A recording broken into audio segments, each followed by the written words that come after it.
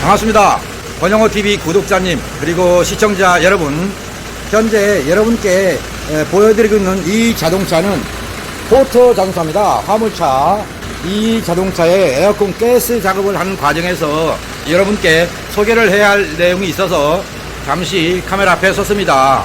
어떤 내용을 말씀드리려고 하는 것인지 끝까지 함께 해 주시길 바라겠습니다.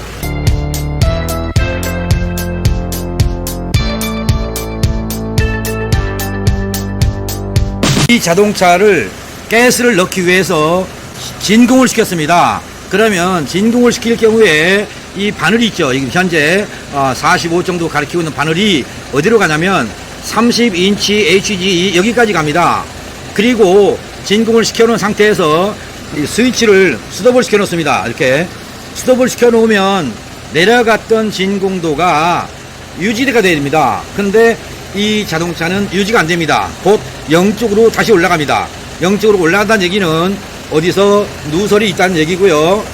누설 부위가 있을 만한 자동차 하체 밑부분을 살펴봤는데 크랙이 가거나 나사가 풀려 있거나 그런 건 없습니다. 그러면 실내에 있는 에바포레이터에서 누출이 될 확률이 있다. 그런데 지금 현재 지나가는 분께서 오셨는데 이 자동차를 누설 부위를 찾기 위해서 몇 시간 동안 작업을 할 게 아니라 여러분한테는 이렇게 소개를 해드리겠습니다. 무슨 말씀을 드리냐, 에어컨에 넣어서 운행하는 에어컨을 가스를 넣기 전에 항상 사이클 속에는 냉동유라는 거 있습니다. 냉동유를 좀 특수한 걸 넣습니다. 그리고 자동차가 운행하는 도중에 가스가 새 나갈 거 아닙니까? 새 나가면 새 나간 부위로 특수한 냉동유가 밖으로 비칩니다. 이 자동차는 134A라는 가스의 등급인데 여기에 맞는 냉동유는 누출과 동시에 증발해 버립니다. 그래서 누출 부위를 찾을 수가 없습니다. 그래서 이 권영호 같은 경우는 어떻게 하냐, 바로 특수한 냉동유를 사용해서 누출 부위가 있을 때 거기에 흔적이 남도록 그런 냉동유를 개발해서 사용하고 있습니다. 그러니까 여러분들께서 누출 부위가 있다, 가스가 샌다 그러면 특수한 냉동유가 있느냐라고 물어보시고요.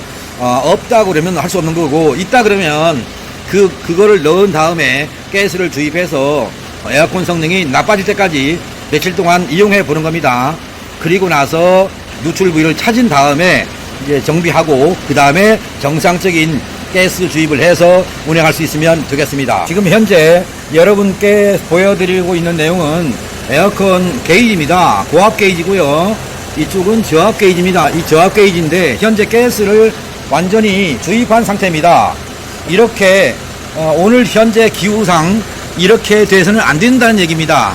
여러분들이 혹시 정비하러 갔을 때 고압이 상승하는 걸 보면서 컴프레셔가 불량입니다, 또는 콘덴사가 불량입니다, 이런 식으로 얘기를 들을 수 있습니다. 그럴 경우에 콘덴사를 바꾸라는 게 아닙니다.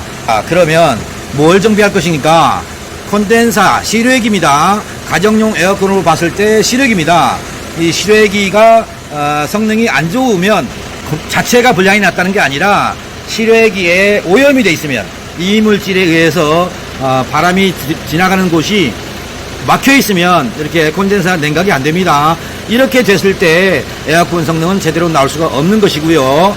또한 저압도 같이 올라가는 겁니다. 이렇게 현재 이렇게 올라가서는 안 되고요. 저압이 이 정도까지 내려와야 됩니다. 그래야 정상적인 에어컨 성능을 기대할 수 있는데 포터 자동차, 특히 화물 자동차에서는 이와 같은 일이 참 많습니다. 왜 그런가, 잠시 자동차를 보여드리도록 하겠습니다.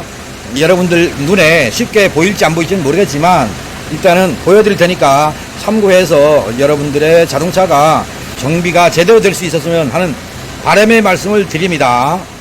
자동차의 엔진 소음 때문에 권영호 말이 확실하게 여러분께 전달이 될지 모르겠습니다. 지금 여기 보여드리고 있는 부분, 기존에 냉각수에 관련 영상이 올라갈 때 이런 부분을 보여드렸는데 여기에 거미줄 같은 것이 보입니까? 여기가 이렇게 오염이 되어 있으면 고압이 올라갑니다. 에어컨 고압이 올라간다는 얘기는 에어컨 성능이 나빠진다는 얘기고요. 또 하나는 이 자동차 같은 경우는 컴프레셔 고장이 많이 생깁니다. 그래서 컴프레셔를 작년에도 바꿨는데 올해 또 바꿔야 됩니까? 이런 얘기를 하는 분도 있습니다. 그 정도로 컴프레셔 고장이 많이 있다는 것을 아시고요. 여러분들 화물 자동차를 타거나 승용차를 타거나 앞에 있는 이 보이는 부분, 여기 있는 부분, 이런 부분에 물 세차를 좀 해주십시오. 직선으로 물을 넣어서 위에서 쏴주면 여기가 청소가 됩니다. 여기가 청소가 돼야 정상적인 에어컨 성능을 얻을 수 있습니다. 곧 여러분들이 시원한 여름을 보낼 때 콘덴사의 냉각이 잘 돼야 된다, 이 말씀을 기억해 주시기 바랍니다. 그리고 여기 이제 팬이 돌아가는데요, 이 팬의 역할도 무척 중요하다는 거 아시고요. 또 하나는 방금 콘덴사를 청소했습니다. 청소할 여건이 충분하진 않지만 청소한 후에 현재 고압과 저압의 게이지를 보시겠습니다. 많이 내려갔죠. 이 자동차는 시간을 두고 좀 청소를 꼼꼼하게 해줄 필요가 있습니다. 이렇게 함으로써 에어컨 성능이 극대화된다, 또한 컴프레셔 고장이 안 난다, 그거를 좀 생각하셔서 권영호 TV 시청자 여러분은 최소의 정비비를 이용해서 자동차가 10만, 20만, 50만, 100만이라도 얼마든지 끝까지 탈 수 있는 자동차가 됐으면 좋겠습니다. 혹시 여러분이 자동차 회사와 사돈 관계가 아니라면 여러분의 돈을 쓰는 거에 대해서 이렇게 너무나 쉽게 소비하는 그런 일은 없었으면 좋겠습니다. 제대로 진단하고 제대로 정비한다, 그것이 곧 알뜰한 자동차 관리의 방법이라는 것을 권영호 TV 시청자와 구독자님들 모두는 함께 공감해 주셨으면 좋겠고요. 제가 드린 이 말씀이 여러분은 승용차다, 나는 승용차다 이렇게 생각한다면 뭐 그냥 넘겨주십시오. 그러나 승용차에도 화물차에도 버스에도 에어컨은 있습니다. 요즘은 없는 자동차가 없을 정도로 에어컨이 많이 있는데 에어컨의 원리는 다 똑같다, 이 말씀을 기억해 주시기 바랍니다. 가스 주입 후에 게이지가 올라가 있었죠. 가스 주입하고 커플링을 분리할 경우에 게이지가 올라가지 않습니까? 이렇게 고압도 올라가 있고 저압도 올라가 있는 건데, 이런 상태에서 회수를 합니다. 회수를 해서 그 가스 속에 가스 넣고 난 다음에 커플링과 자동차와 연결되는 호스 있죠. 호스 속에 가스의 잔량이 얼마나 많이 남아 있느냐, 그거를 알 수 있는 방법은 마친 후에 회수하는 겁니다. 이렇게 회수를 했을 때 여기 회수량 좀 써 있어야 되는데 회수량이 얼마나 되어 있습니까? 0이죠. 0. 현재 장비를 회수를 완료했다라고 써 있죠. 여기 보면 회수를 완료했습니다. 그런데 회수량은 얼마나 들었습니까? 0g이죠. 0g. 이렇게 그 가스 주입 후에 커플링을 분리하는 이겁니다.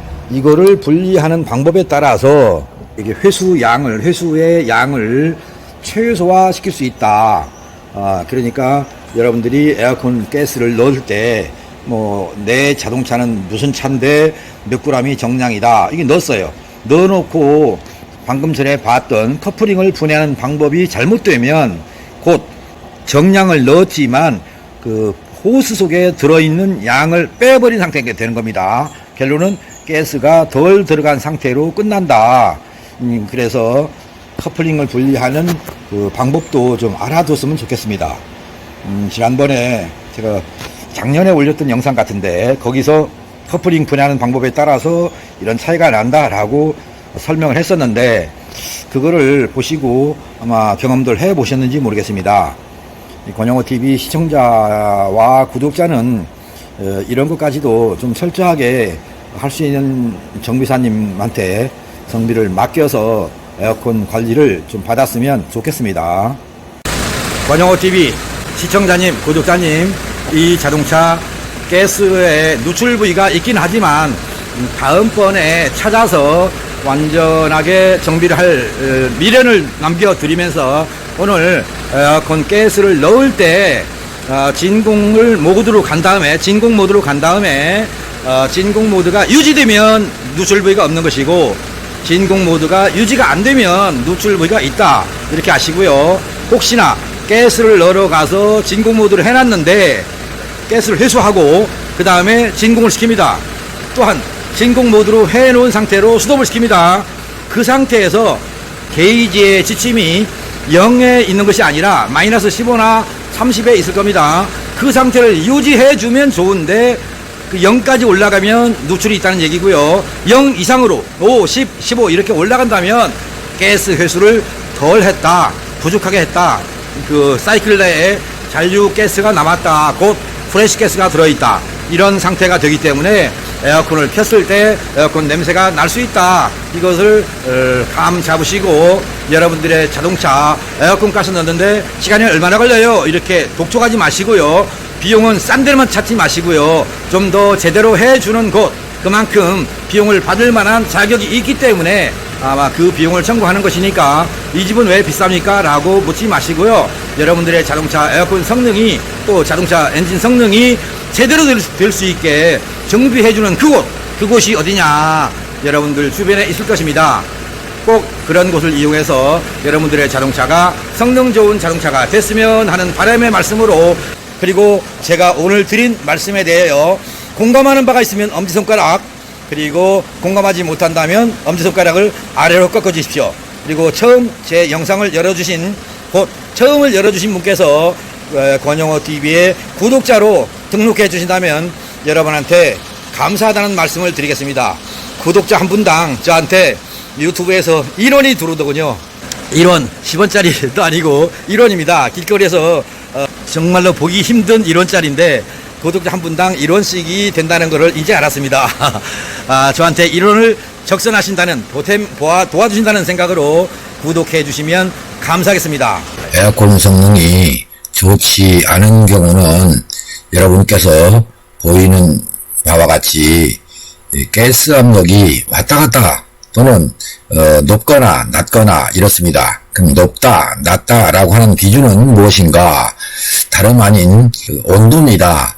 모든 자동차의 에어컨 가스를 넣을 때는 온도를 기준으로 가스 압력을 넣는 것입니다. 그런데 온도를 기준으로 하지 않고 기준표가 있습니다. 또 자동차 회사에서 제시한 이 자동차는 어떤 가스를 넣어야 되며 몇 그램 플러스 마이너스 얼마를 몇 그램 이런 식으로 주입량을 정해줍니다. 그런데 그 정해진 주입량이 안 맞는 경우가 많습니다. 그래서 모든 자동차의 에어컨 가스 작업을 할 경우는 항상 기준하는 게 온도입니다. 그 이유는 온도별로 팽창률이 다르기 때문에 그렇습니다. 예를 들어서 20도 되는 날 가스를 넣어야 할 양, 또 30도가 되는 날 가스를 넣어야 할 양 똑같습니다. 그런데 측정된 압력의 차이는 있다는 겁니다. 여러분께서 지금 보고 있는 내용을 보면 바늘이 높을 수도 있고 낮을 수도 있다, 그런 얘기입니다. 어느 쪽 바늘이냐? 아이러니하게도 에어컨 가스의 장비는 왼쪽은 저압측이고요, 우측은 고압측입니다. 그러니까 저압측과 고압측의 압력을 보면서 이 자동차는 온도 기준으로 할 때 저압이 높다, 낮다 또는 고압이 높다, 낮다, 그 이유가 무엇이다, 이렇게 판정할 수 있는 기준을 가진 그 정비사가 가스를 넣어야지, 그렇지 않고 지금 여러분들의 자동차는 자동차 회사에서 정해준 또는 에어컨 가스나 에어컨 장비를 판매하는 업체에서 나눠준 팜플렛이 있습니다. 그 팜플렛에 의해서 가스를 넣게 되면 에어컨 냄새도 나고 에어컨 성능도 안 좋고, 곧 에어컨 성능은 온도를 기준으로 가스를 넣었을 때 저압이 얼마 기준이고 고압이 얼마다. 그러면 저압은 팽창 밸브를 통과하는 순간의 압력이고요, 고압은 콘덴서 쪽으로 나가는, 곧 컴프레서에서 나갈 때의 압력입니다. 이들의 압력의 비율이 잘 맞아야 된다는 얘기고요, 고압도 적정한 선, 즉 온도에 맞는 고압, 또 저압도 온도에 맞는 저압, 이것들이 조화를 이룰 때 여러분들의 자동차에서 발생하는 에어컨 성능을 극대화시킬 수 있는 것입니다. 그러니까 여러분들이 지금까지 사용하면서 에어컨 냄새가 난다고 에바포레이터를 청소했거나 또는 에바포레이터 속에 무슨 곰팡이가 있거나 이런 식으로 많은 매스컴을 통해서 여러분들이 접했을 건데, 이제는 권영호TV의 시청자 여러분께서는 새롭게 볼 수 있는 눈을 가져주셨으면 좋겠습니다. 여러분들의 돈 헛되이지 않게 사용할 수 있도록 하려면 이 영상 하나를 추가로 준비해서 올려드릴 테니까 그 영상 꼭 참고하셨다가 여러분들의 자동차 에어컨 성능이 최고 성능을 낼 수 있는 타서 에어컨을 틀었을 때 시원해 이런 소리가 나올 수 있도록 관리가 됐으면 하는 바람의 말씀으로 포토 자동차의 에어컨 수리 사례를 올려드리면서 준비 중인 영상이 있다는 것을 기대해 주시고요. 올여름 여러분들의 자동차 에어컨 성능이 제대로 될 수 있는 계절을 만들기 위해서라도 끝까지 관심을 가져주시고 시청해 주신다면 여러분들은 에어컨으로 인해서 고민하는 일이 없어질 것입니다. 이해해 주셨기 바랍니다. 여러분 다음 영상에서 만나요. 바이바이.